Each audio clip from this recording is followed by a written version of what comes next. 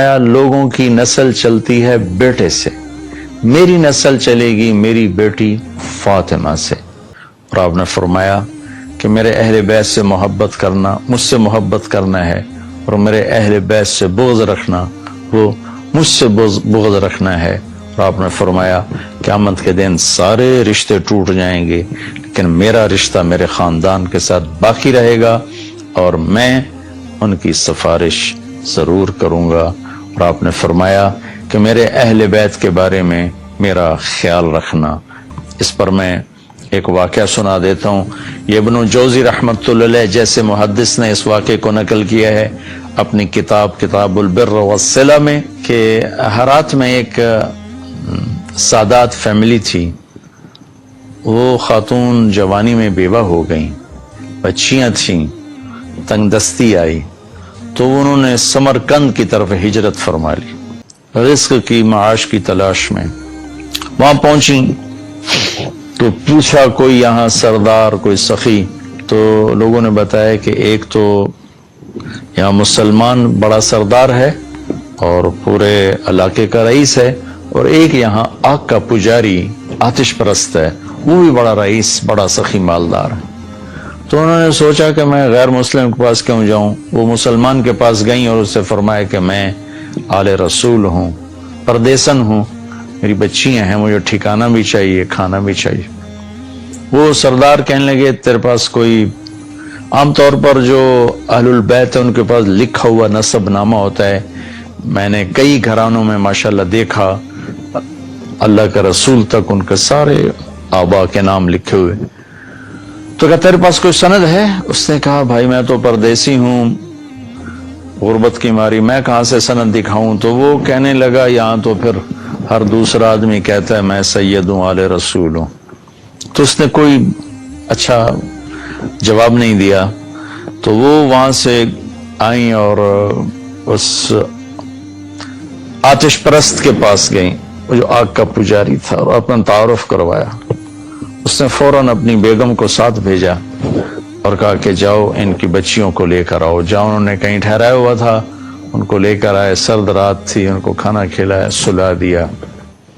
رات کو مسلمان سردار نے خواب دیکھا کہ اللہ تعالیٰ کے محبوب صلی اللہ علیہ وسلم جنت میں ایک خوبصورت سونے کا محل ہے، اس کے دروازے پر کھڑے ہیں۔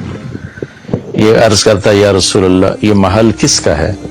تو آپ نے فرمایا یہ ایک مسلمان کا ہے۔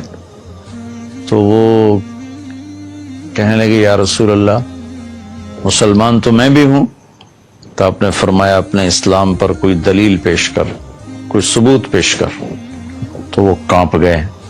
تو پھر اللہ کے نبی نے بہت غصے سے فرمایا کہ میرے گھر کی بچی تیرے دروازے پر چل کر آئی اور تو نے اس سے ثبوت مانگے کہ مجھے ثبوت دے، تو اہل بیت میں سے ہے، میری نظروں سے دور ہو جا۔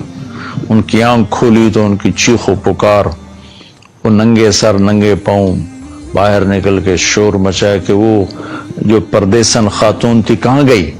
آتش پرست آگ کا پجاری لے گیا۔ وہ بھاگے اور جا کے اس کے دوڑ دروازہ توڑا۔ وہ گھبرا کے باہر نکلا تو دیکھا تو کیا ہوا؟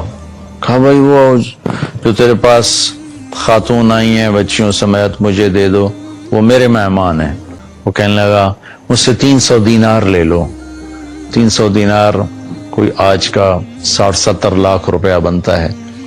کہ مجھ سے 300 دینار لے لو اور وہ خاتون بچیوں سمیت میرے مہمان بنا دو۔ تو وہ رونے لگا، کہا کہ میرے بھائی بن دیکھے کا سودا کیا تھا، اب تو دیکھ چکا ہوں، اب میں تمہیں کیسے واپس کروں؟ کہ میں نے بھی خواب دیکھا جنت کے دروازے پر اللہ کے نبی کھڑے ہوئے تھے، تجھے ڈانٹ پڑ رہی تھی، تجھے کہا جا رہا تھا دور ہو جا۔ اس کے بعد اللہ کے نبی میری طرف متوجہ ہوئے اور فرمایا تو نے میری بیٹی کو ٹھکانہ دیا، چل تو تیرا سارا گھر سب بخشے گئے، سب کے لیے جنت کا اللہ نے فیصلہ کر دیا۔ کہ میری آنکھ کھلی ہے، میں ایمان لا چکا ہوں، میرا سارا گھر کلمہ پڑھ چکا ہے، ہم سب مسلمان ہو چکے ہیں، ہم وہ دولت آپ کو کبھی واپس نہیں کریں گے۔